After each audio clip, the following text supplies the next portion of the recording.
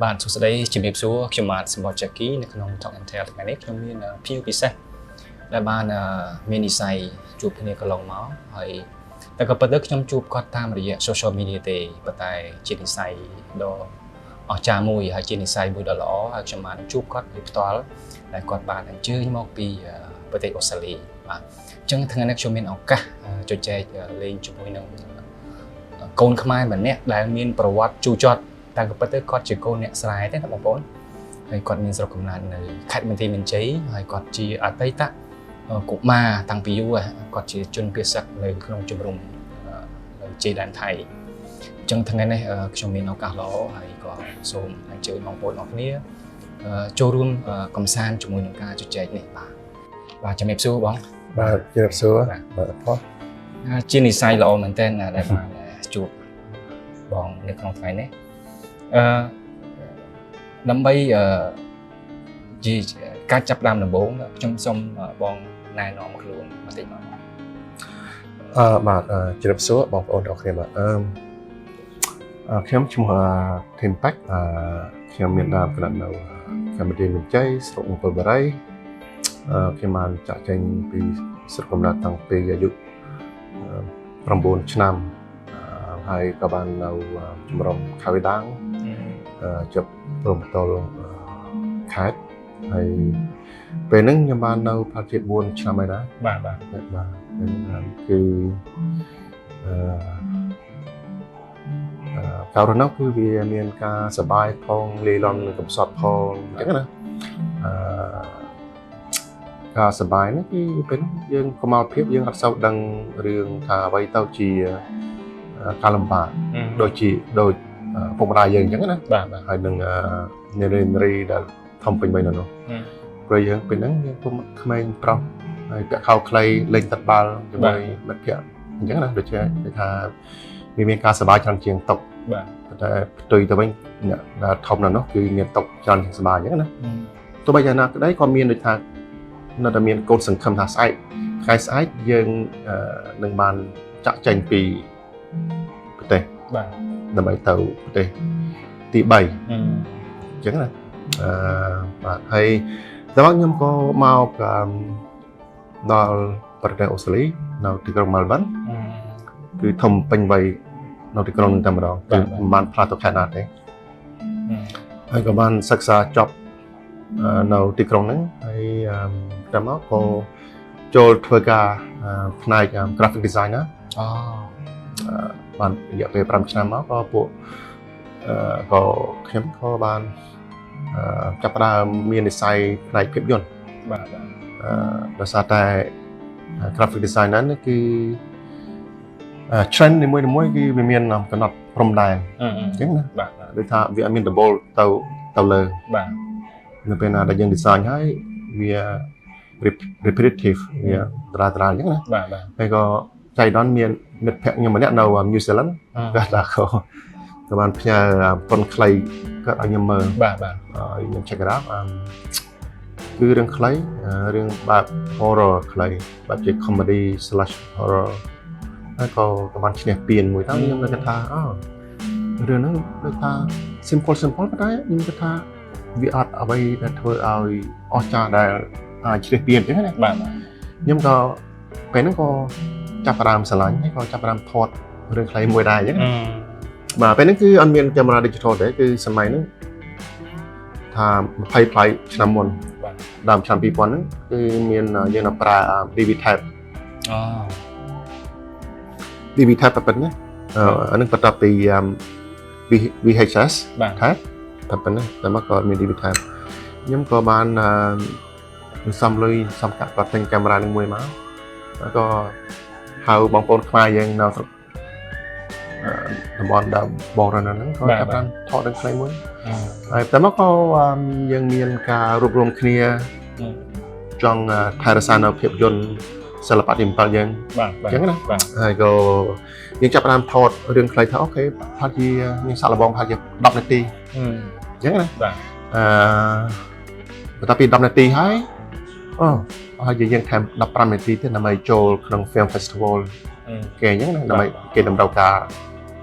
ขนาดเป็นนั้นใช่ไหม ហើយក៏ថតបាន15នាទីហើយក៏ចាប់ផ្ដើមនៅថាម្នាក់មានការស្រឡាញ់ការ support គ្រប់ចុងច្រយអញ្ចឹងទៅបាទចង់ឲ្យថតកន្លះម៉ោងបាទថតកន្លះម៉ោងអូខេពួកខ្ញុំក៏អាចកាពីទៅក៏នាំគ្នា share script ឲ្យ idea គ្នាតែមិនទៅមកអញ្ចឹងណាបាទទាំងយប់ទាំងថ្ងៃអញ្ចឹងទៅចេះ share ឡើងក៏មានមិត្តភក្តិខ្ញុំនៅក្នុងនោះគាត់ជាអ្នកចូលរួមផ្នែកនិពន្ធដែរបាទហើយក៏សម្ដែងដែរហើយពេលនេះគាត់ទៅស្រុកខ្មែរហើយគាត់ថាឥឡូវនេះគាត់ cancel វិញហើយគាត់ចង់មកចូលរួមដែរហើយមានរល័យដើម្បីឲ្យគាត់បាទចូលរួមដែរអញ្ចឹងណាខ្ញុំថាអូខេ no problem ក៏បង្កើតឡើងទៅក៏អូខេយើងធ្វើក្រាបធម្មតាទៅអញ្ចឹងណាពេលហ្នឹងដែរគាត់ឲ្យអស់សម្ដែងដែរបាទរឿងហ្នឹងគឺដំបងរបស់ខ្ញុំដំបងមកស្នាដៃដំបងរបស់បងស្នាដៃដំបងបាទថតបដាសិក្សាបដារៀនថតបដា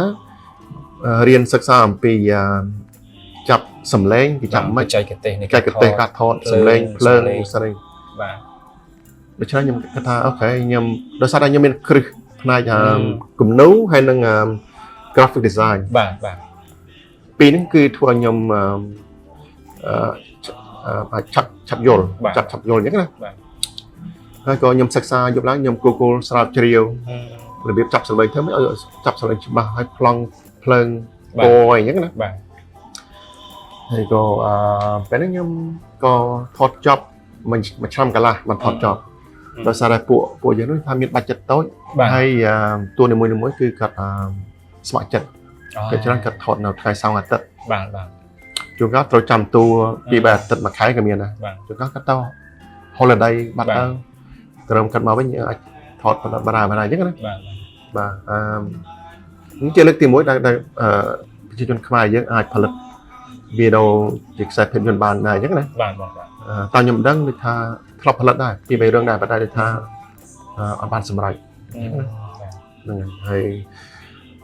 បន្ទាប់ពីមួយឆ្នាំកន្លងមកក៏ខ្ញុំបានថតចប់សពគ្រប់អញ្ចឹងណាហើយក៏ពេលនេះដល់ផ្លូវវិបាកមួយទៀតគឺផ្នែកកាត់តបាទហើយនឹងធ្វើ production mastering បាទ sound video អញ្ចឹងណាបាទខ្ញុំអាចធ្វើបានទាំងអស់លើកលែងតែ sound ដូច្នេះខ្ញុំត្រូវការអ្នកបច្ចេកទេសជំនាញខាង sound ដើម្បីធ្វើឲ្យគាត់ master sound នឹងឲ្យវាស៊ីនឹងរូបភាពអញ្ចឹងណាបាទខ្ញុំក៏ស្គាល់ជនជាតិអូស្ត្រាលី2នាក់អ្នកសរសេរបទភ្លេងហើយម្នាក់ទៀតជា master sound mastering បាទផ្នែកហ្នឹងដូច្នេះខ្ញុំត្រូវការពួកគាត់2នាក់ហើយក៏ជាងបានដឹងស្រាប់ហើយយើងខ្ញុំជិះឡានទៅផ្ទះគាត់ទាំងកណ្ដាលយប់មានភ្លៀងមានអីបាទហ្នឹងហើយឆ្លៃពេលហ្នឹងយើងអត់មានធ្វើ online ផ្ញើតាម Google Drive អីបានតែយើងគាត់យើងទៅដល់កន្លែងទីតាំងគាត់អញ្ចឹងណាបាទឥឡូវនេះវាស្រួលមែនទែនឥឡូវនេះយើងគាត់ផ្ញើ file ទៅគេផ្ញើមកវិញទៅមកលឿនមែនទែនក៏សម័យគឺអត់ទាន់មានសេវាបែបអញ្ចឹងណាបាទហើយក៏ពេលហ្នឹងក៏ខ្ញុំហៅធ្វើកន្លះឆ្នាំមិនតែបានពាក់កណ្ដាលផង production ហើយជួនកាលចង់មានការបោះបង់ចោលដែរបាទដោយសារតែយើងជួនកាលថាគេគិតថាយើងធ្វើយូរពេកហើយមានអ្នករងចាំយូរអញ្ចឹងណាបាទហើយក៏ខ្ញុំគិតថាខ្ញុំធ្វើដល់ជំហានហ្នឹងហើយគឺត្រូវតែតមុខចំណុចយើងមិនបោះបង់ត្រូវតែមានក្តីសង្ឃឹមណាមានក្តីសង្ឃឹមក៏អត់មុតតស៊ូមានផលមានបើមិនអញ្ចឹងទេបើសិនជាខ្ញុំបោះបង់គឺអ្វីៗគឺត្រូវខាត់បង់ទាំងអស់តាំងពីពេលវេលាបាទថវិកាហើយនឹងទំនុកចិត្តបាទអញ្ចឹងណាដូច្នេះបានខ្ញុំប្រាជ្ញាធ្វើចប់ក្នុងរយៈពេល3ឆ្នាំអូមិនមួយឆ្នាំកន្លះឡើងដល់3ឆ្នាំហ្នឹង3ឆ្នាំអូខេហើយក៏ទៅមកខ្ញុំក៏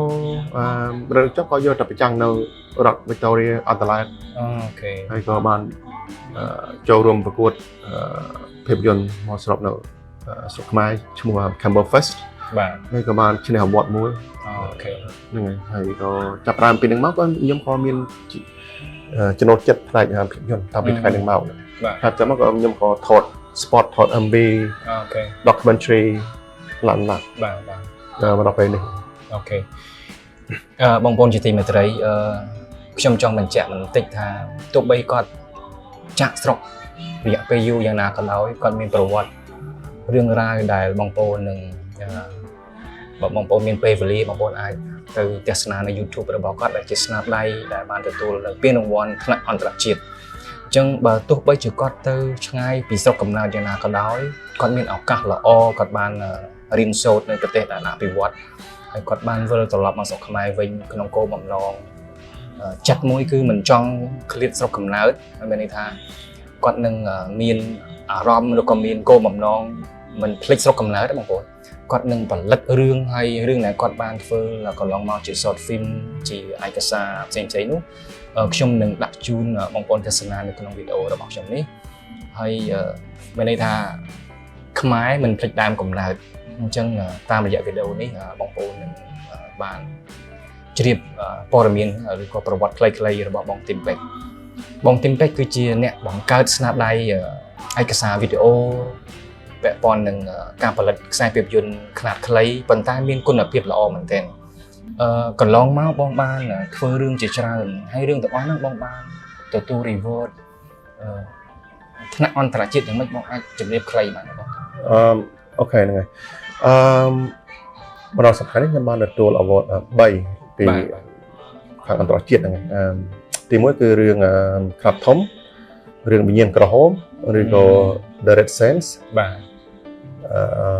ហើយទី2គឺពានរង្វាន់ផ្នែក Best Documentary Award នៅ LA Hollywood ឆ្នាំ2019បាទពេលហ្នឹងខ្ញុំបានហោះយន្តហោះទៅចូលរួមក្នុងកម្មវិធីហ្នឹងបាទAsian International Asian Film Festival បាទហើយចុងក្រោយនេះគឺឆ្នាំនេះឆ្នាំ2026គឺបានមានមួយទៀតគឺព្យុះកំបុតត្បូងឬក៏ Bullet Storm បាទជារឿងប្រភេទ Big Top អូខេខ្លះខ្លីបាទស្នាដៃទាំងអស់ហ្នឹងបងគិតថាបងមានមោទនភាពយ៉ាងម៉េចដែលបងជាកូនខ្មែរម្នាក់ចង់បង្ហាញអ្វីអំពីស្រុកយើងបាទមោទនភាពចំពោះខ្ញុំគឺមិនសំខាន់ទេសំខាន់គឺប្រទេសជាតិបាទជាគោលចម្បងព្រោះអីខ្ញុំសង្កេតឃើញថាស្រុកខ្មែរយើងនៅមានភាពទន់ខ្សោយមិនសូវមានការផ្សព្វផ្សាយធំទូលំទូលាយទៅក្រៅស្រុកដូច្នេះហើយរៀងតូចតាចមិនថាធំតូចតាចក្តីឲ្យតែយើងឈ្នះអវត្តមួយគឺពិភពលោកគេអាចទទួលស្គាល់បាទហើយវាអាចបង្កើតនៅការងារបាទទេសចរក្តីហើយនឹង investor ដែលគេមានចំណាប់អារម្មណ៍អញ្ចឹងណាបាទជាក់ស្ដែងដូចជារឿង Tomb Raider First They Killed My Father បាទឬក៏រឿងលោកប្រតិបញ្ញអញ្ចឹងបាទឆ្លៃធ្វើឲ្យក្មេងៗក្តីចាស់ក្តីនៅក្រៅប្រទេសដែលគេអត់ស្គាល់ស្រុកខ្មែរគេពេលណាគេលើកឈ្មោះកម្ពុជាគេនឹងស្រាវជ្រាវតាមបណ្ដាញ social media ឬក៏ Google បាទដូច្នេះគេចង់ដឹងថាក្រៅពីស្រុកខ្មែរមានរឿងអវិជ្ជមានដូចជារឿងខ្មែរក្រហមអង្គរវត្តបាទតើស្រុកខ្មែរហ្នឹងមានអ្វីខ្លះអញ្ចឹងណាបាទដូច្នេះហើយខ្ញុំអ្វីដែលខ្ញុំគិតថាវាជារឿងល្អខ្ញុំនឹងធ្វើវាបាទជាពិសេសគឺផ្នែកវិជ្ជមានបាទដូច្នេះខ្ញុំអត់ចង់ផលិតរឿង negative ដូចជារឿងផ្នែកក្រហមឬក៏ប៉ុលពតឬក៏គួរស្លែងអញ្ចឹងណាព្រៃរឿងហ្នឹងអ្នកណាក៏ដឹងដែរឲ្យតែសួរបរទេសគេគិតអូតូម៉ាទិកហ្មងគេថាប៉ុលពតផ្នែកក្រហមបាទដូច្នេះខ្មែរយើងមិនមែនត្រឹមតែប៉ុណ្្នឹងទេយើងមានគេហៅ hidden gems អ្វីដែលលោកខាងលិចខាងកើតខាងចឹងខាងត្បូងមិនដឹងពីស្រុកខ្មែរយើងមានអ្វីខ្លះបាទក្រៅពីរឿងពីរយ៉ាងហ្នឹងចំពោះខ្ញុំចង់ប្រម៉ូទសិល្បៈវប្បធម៌អរិយធម៌ខ្មែរឲ្យកាន់តែធំទូលំទូលាយដើម្បីឲ្យបណ្ដាប្រទេសគេគិតថាអូខេខ្មែរយើងមានតាំងពីមិនត្រឹមតែអង្គរវត្តទេបាទមានតាំងពីធនធានធម្មជាតិព្រៃភ្នំបាទឡតអាគេលើលោកបាទថ្មីនេះមានជ្រោះមានសមុទ្រ មានមហូបឆ្ងាញ់ឆ្ងាញ់ បាទ ហើយមានរចនាសម្ព័ន្ធកើតឡើងថ្មីថ្មីគឺល្អមែនទេ បាទ ព្រមទាំងកន្លែងកំសាន្តនានាដែលសម័យខ្ញុំក៏ដឹងមិនអស់ដែរ បាទ ដូចជាប្រាសាទនានាតាមខេត្តតាមភូមិតាមស្រុកគឺមានប្រាសាទច្រើនណាស់ ថ្មីនេះខ្ញុំទៅប្រាសាទនាងសក់ក្រអូប នៅខេត្តណាបង នាងសក់ក្រអូបហ្នឹងគឺនៅខេត្តតាកែវ ខេត្តតាកែវហ្នឹងពេលហ្នឹងខ្ញុំឡើងទៅដល់ប្រាសាទហ្នឹងហើយក៏បានជួបលោកតាម្នាក់ដែលគាត់ថែរក្សានឹងអញ្ចឹងណា បាទបង ហើយក៏ខ្ញុំបានថតវីដេអូខ្លះៗសម្ភាសគាត់ពីរឿងរ៉ាវពីប្រាសាទនាងសក់ក្រអូបនេះគឺប្រាសាទហ្នឹងគឺមិនសូវជាស្អាតណាស់ណាបានទេដូចថាជាប្រវត្តិដូចថាមុនអង្គរវត្តទៀត បាទ អញ្ចឹងណាដូច្នេះប្រាសាទហ្នឹងគឺសំបីអ្នកតាកែវក៏អត់ស្គាល់ប្រាសាទហ្នឹងដែរអញ្ចឹង បាទ ដូច្នេះមិនអានេះជាឧទាហរណ៍មួយ បាទ ដូច្នេះខ្ញុំគិតថាបើសិនជាយើងផលិតវីដេអូបានច្រើនមួយឆ្នាំ20-30វីដេអូអញ្ចឹង បាទ យើងដាក់តាម airport aeroplane ឬក៏ដាក់តាមតុកrestaurant បាទ ទូរទស្សន៍ បាទ ខ្សែ social media បាទ យើងតាមមកប្រាវហ្នឹងដើម្បីយើងស្ដារនៅប្រព័ន្ធទេសចរ អូខេបង អត់កាន់បានតែឆាប់រហ័សអញ្ចឹងណា បាទបងបាទ ហ្នឹងហើយដូច្នេះខ្ញុំគិតថាអានេះជារឿងល្អមែនទែន media ផ្នែក video medium ហ្នឹងគឺមានសក្តានុពល ធំធេងមែនទែន បាទបង ភាសាជាងយើងផ្សព្វផ្សាយតាមទូរទស្សន៍ជាតិឬក៏កាសែតឬក៏វិទ្យុ បាទបង អញ្ចឹងណាដូច្នេះយើងរដ្ឋាភិបាលគួរតែជំរុញ blogger videographer ក្នុងស្រុកក្រៅស្រុកនេះ បាទ ឲ្យពួកគាត់ថតអ្វីដែលវិជ្ជមានឲ្យគាត់ថតផ្សព្វផ្សាយ បាទ ហើយឲ្យថវិកាខ្លះៗដើម្បីឲ្យពួកគាត់មានកម្លាំងចិត្ត បាទ ចាក់សាំងបងថ្លៃទីតាំង បាទ ទូលាក់អញ្ចឹងណា បាទ បាទបងប្អូនជាទីមេត្រីដោយបងបានមានប្រសាសន៍អញ្ចឹងគេស្គាល់កម្ពុជាយើងបែបអវិជ្ជមានដូចជាឯកសារប៉ុលពតដូចជារឿង Killing Field រឿងដែលមិនបានលើកទឹកចិត្តឲ្យទេសចរមកទស្សនាកម្ពុជាយើងតាមពិតទៅខ្មែរយើងមិនមែនមានតែអង្គរវត្តមិនមែនមាន Killing Field ដូចបងបានមានប្រសាសន៍អញ្ចឹងក្នុងពេលអនាគតទៅមុខទៀតតើបងមានគម្រោងថានឹងបង្កើតខ្សែភាពយន្តឬក៏ឯកសារអីមួយដើម្បីផ្សព្វផ្សាយជាទេសចរអីទេបងក៏យ៉ាងមិនបង បាទហ្នឹងហើយតាមពិតទៅខ្ញុំចង់បង្កើតជាខ្សែភាពយន្ត បាទ មួយតាក់ទងទៅនឹងវប្បធម៌ខ្មែរយើងហើយនឹងតំបន់ទេសចរ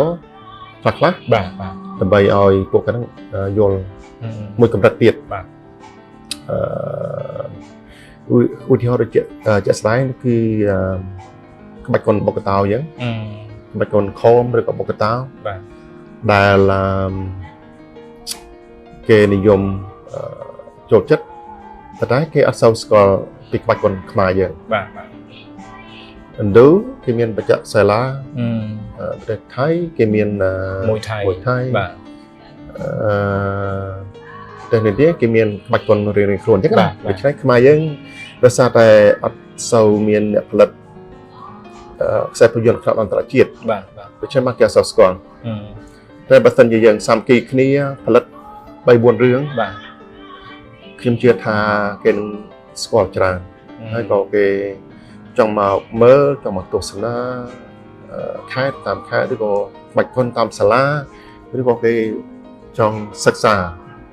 ក្បាច់គុនហ្នឹង បាទ អញ្ចឹងណានៅពេលណាដែលគេបានមករស់ស្រុកខ្មែរគេចង់ហាត់ក្បាច់គុនហ្នឹងគេមិនត្រឹមហ្នឹងទេណាគេហៅបងប្អូនគេមិត្តភក្តិគេមកទស្សនា បាទ ទៅលេងប្រាសាទក៏វត្តឬក៏ប្រាសាទនានាឬក៏ទៅសមុទ្រទៅមើលព្រៃឈើ បាទ ឡើងអញ្ចឹងណា បាទ នេះជារឿងលាស់មួយថ្ងៃដើម្បីឲ្យមានការងារធ្វើដល់ប្រជាជនខ្មែរយើង បាទ ហើយរដ្ឋាភិបាលក៏សប្បាយចិត្តហើយពួកគាត់នឹងក៏ត្រេកអរ នៅពេលណាដែលប្រជាជនខ្មែរយើងមានការងារធ្វើអូខេបាទបងប្អូនជាទីមេត្រីប្រសិនបើបងប្អូនចង់រៀនឬក៏ចង់ស្វែងយល់បន្ថែមអំពីបច្ចេកទេសនៃការថតកុនឬក៏ពាក់ព័ន្ធនឹងការបង្កើតវីដេអូឲ្យមានលក្ខណៈស្តង់ដារតាំងពីពិតទៅកន្លងមកបងទីមពេជ្រមិនមែនគ្រាន់តែជាអ្នកផលិតខ្សែភាពយន្តទេគាត់បានជួយនៅបង្ហាញនៅបងប្អូនខ្មែរយើងដែលចូលចិត្តសិក្សាស្វែងយល់អំពីផ្នែកមីឌៀដូចជាការថតរូបដូចជាការផលិតខ្សែភាពយន្តគាត់បានផលិតហើយគាត់បានជួយពួកបងប្អូនខ្មែរយើងឲ្យចេះការងារនេះណាអញ្ចឹងបើបងប្អូនមានចំណាប់អារម្មណ៍ក៏ខ្ញុំនឹងដាក់ link ពាក់ព័ន្ធនឹង Facebook page របស់គាត់ពាក់ព័ន្ធនឹង YouTube channel របស់គាត់បងប្អូនបាទបងជាចុងក្រោយដោយសារយើងមានពេលវេលាខ្លីបងមានពាក្យពេចន៍យ៉ាងម៉េចនៅក្នុងពេលវេលាដែលបងបានចេញមកស្រុកខ្មែរនេះតើប្លែកទេស្រុកយើងកន្លងមក30-40ឆ្នាំនេះបងបានអញ្ជើញមកមានអីប្លែកទេបងបាទអរគុណដល់សំណួរដ៏ល្អនេះជាចុងក្រោយខ្ញុំសូមអរគុណដល់បងដែលបានចំណាយពេលវេលាសម្រាប់ខ្ញុំហើយនឹងបងប្អូនដែលបានកំពុងទស្សនានេះបាទហើយជាទីស្រឡាញ់សំណួរថាមានអ្វីប្លែកចម្លើយគឺមានតែមួយគាត់គឺមានកាលខ្ញុំមកពេលហ្នឹងគឺឆ្នាំ2022ខែ8បាទមកដល់នេះ74ឆ្នាំបាទចក្កដាលខែ8ហ្នឹងគឺ4ឆ្នាំហ្នឹងខ្ញុំឃើញរចនាសម្ព័ន្ធផ្លូវស្អាតជាងមុនអត់សូវមានសម្រាមបាទហើយអគារខ្ពស់ល្អហើយមាន investor កាន់តែច្រើនជាងមុនអញ្ចឹងណាបាទបងហើយមិនត្រឹមតែប៉ុណ្្នឹងសូម្បីតែភោជនីយដ្ឋានដែលយើងបានមកសម្ភារគឺមានការតុបតែងស្អាតបាតមែនទេបាទបងគឺរបៀប modern លីឡំជាមួយ tradition ខ្មែរយើងបងហ្នឹងហើយម្ហូបឆ្ងាញ់ហើយកន្លែងកម្សាន្តច្រើនខ្ញុំមិញហ្នឹងខ្ញុំទៅ Walk Street Walk Street មែនទេបាទកាលពីមួយឆ្នាំមុនគឺមានតែតែឥឡូវនេះគឺមានជនជាតិហើយនឹងខ្មែរយើងសម្បូរតលេងហ្នឹងបាទបងបាទមិនត្រឹមតែលំហែកាយទេគឺថាបង្កើននៅសេដ្ឋកិច្ចមួយតូចមួយបាទនៅទាញទេសចរបាទហើយខ្ញុំមកជីទូកនៅកោះនរីបាទកន្លែងគឺល្អមែនតើចលការល្អពេលល្ងាចឡើងបាទយើងអាចញ៉ាំបាយភេសជ្ជៈជីតាមទុកមើលទេសភាពបាទបងបាទអ្វីដែលខ្ញុំចូលចិត្ត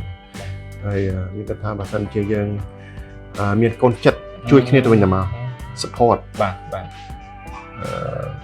ទៅវិញទៅមកខ្ញុំគិតថាវាធ្វើឲ្យយើងជំរុញមួយកម្រិតទៀតធ្វើឲ្យវិស័យទេសចរហ្នឹងហើយនៅប្រទេសយើងរីកចម្រើនមួយកម្រិតយ៉ាងធំបាទដូច្នេះហើយ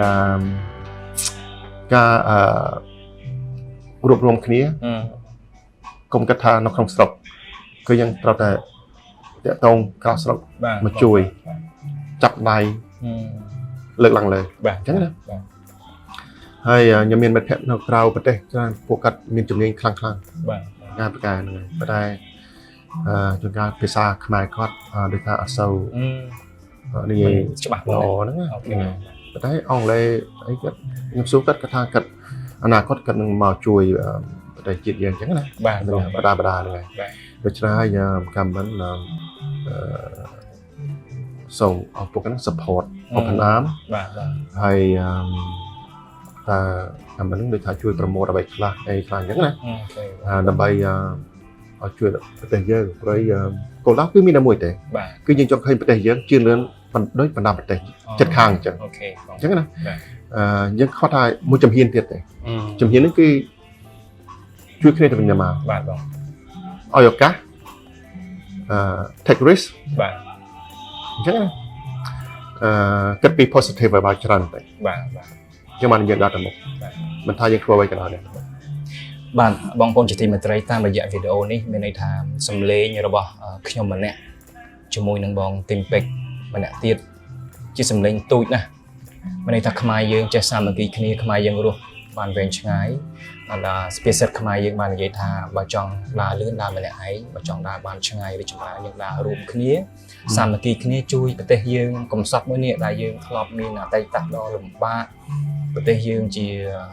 សវណ្ណភូមិមួយប្រទេសមួយដែលមានអរិយធម៌ប្រពៃល្អមែនទែនប៉ុន្តែយើងខ្វះការផ្សព្វផ្សាយខ្វះការរួបរวมគ្នាជាធ្លុងមួយដើម្បីជួយប្រទេសមួយនេះចឹងតាមរយៈវីដេអូមួយនេះបងទឹមពេកប្រហែលជានឹងអញ្ជើញដែលបងប្អូនជាខ្មែរយើងមានដើមកំណើតខ្មែរគាត់បានទៅរស់នៅប្រទេសផ្សេងអញ្ជើញមកចូលស្រុកខ្មែរយើងដើម្បីមកទស្សនាដូចបងទឹមពេកដូចមានប្រសាសន៍ចឹងយើងប្លែកយើងមានហេដ្ឋារចនាសម្ព័ន្ធល្អមានផ្លូវមានមន្ទីរពេទ្យមានសាលារៀនមានការជនបរទេសinvestment មានអគារខ្ពស់ទឹកភ្លើងអ៊ីនធឺណិតមានអូតែលស្អាតណាស់អញ្ចឹងកុំគិតអវិជ្ជមានដូចបងមានប្រសាសន៍អញ្ចឹងគឺជួយជាតិយើងវិញបើបងមានពេលវេលាសូមអញ្ជើញមកទស្សនាកម្ពុជាមាតុភូមិរបស់យើងហើយតាមរយៈវីដេអូនេះបងទាំងពេកបានមានប្រសាសន៍ឲ្យថាសូមអញ្ជើញបងប្អូនយើងជាខ្មែររួមដៃគ្នាកសាងប្រទេសយើងឲ្យរីកចម្រើនបាទអញ្ចឹងជាចុងក្រោយនេះខ្ញុំបាទសំផស្ស Jackie ក៏សូមអរគុណហើយបងមានអីបន្ថែមទេបងចុងក្រោយបន្តិចទៀតបងអូខេនឹងអ្វីដែលខ្ញុំចង់បន្ថែមនេះគឺផ្នែក media បាទ media print media វាជាវត្ថុមួយស័ក្តិសិទ្ធិបើសិនជាយើងរក marketing ត្រូវបាទអញ្ចឹងណាបាទផ្សាយតាមរយៈប្រព័ន្ធត្រូវបាទជួនកាលយើងមាន media ល្អប៉ុន្តែយើងខកប្រព័ន្ធផ្សាយគេមើលអត់ឃើញបាទវិញឆ្ងាយដូច្នេះយើងត្រូវការ support ពី government តាមរយៈ channels leads បាទដើម្បីឲ្យពួកគាត់ហ្នឹងជួយជំរុញមួយចំហៀនទៀតដើម្បីឲ្យមានហ្នឹងឲ្យធំទូលំទូលាយអញ្ចឹងណាបាទដូចខ្ញុំបានលើកឧទាហរណ៍ដូចជាជាក់ស្ដែងនៅតាមប្រលានយន្តហោះហើយនៅក្នុងទូរទស្សន៍ក្នុងយន្តហោះក្តីនៅពេលណាដែលទេសចរចោះមកពីយន្តហោះពួកគេសម្ដៅក្នុងប្រលានហ្នឹងគឺភាគច្រើនខ្ញុំឃើញ static ឬក៏ still image បាទបងអំពី product ផ្សេងបាទអញ្ចឹងណាបាទដូចជាគ្រឿងលក់អីមិនតែមិនបាទតែបើសិនជាយើងអាច advertise ពីវត្ថុលក់ផ្សេងក៏ប៉ុន្តែយើងគួរតែ promote បច្ចុប្បន្ននេះយើងគួរតែ promote tourist តំបន់ទេសចរដែលខ្មែរយើងមិនសូវឲ្យគេដឹងឮអញ្ចឹងណាបាទបងបាទជា video short film ឬក៏ short clips ដូចជាទឹកជ្រោះឬក៏សមុទ្រអីអញ្ចឹងណាហើយនឹងភោជនីយដ្ឋានក្តីហើយនឹងអូតាក្តីហើយនឹងយើងមាន QR code ដើម្បីឲ្យពួកគាត់នឹង scan ដើម្បីឲ្យគាត់បានយល់ពីព័ត៌មានបន្ថែមអូខេបាទហើយខ្ញុំចង់ឲ្យមាន blogger មួយខ្មែរយើងបាទមានសាលាបង្ហាត់ពីរបៀបការ content short film ឬក៏អីចឹងទៅមានគុណភាពហើយអាចបង្ហាត់ក្នុង social media កាន់តែច្រើនបាទជា